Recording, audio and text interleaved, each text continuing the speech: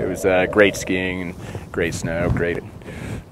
Everything was really fun about it, but we did end up triggering an avalanche, and Garrett took the maximum ride on it, ended up on top.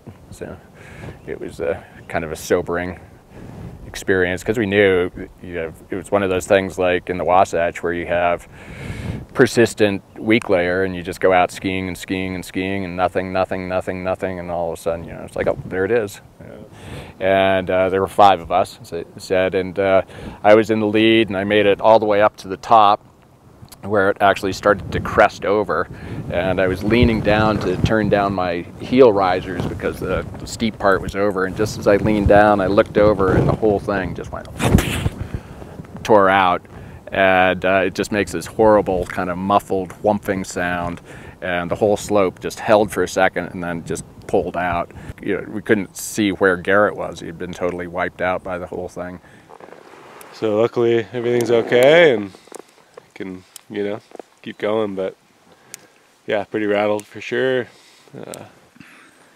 Yeah, been thinking a lot about avalanches for a while, and this is a pretty first-hand taste of it here. They're not that awesome. So.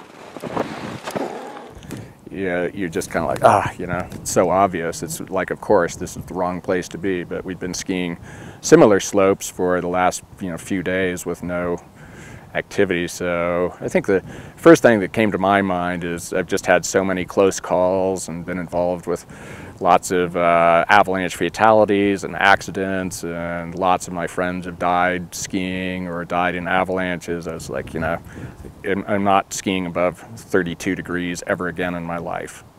And then 2 days later, we're skiing again. It's just like, which kind of shows that it's much easier to say than to do, because that's skiing is, you think you know what's going on, and 95% of the time you do, and then every once in a while it kind of catches you. So to totally avoid avalanche paths and continue to backcountry ski is a really hard thing to do.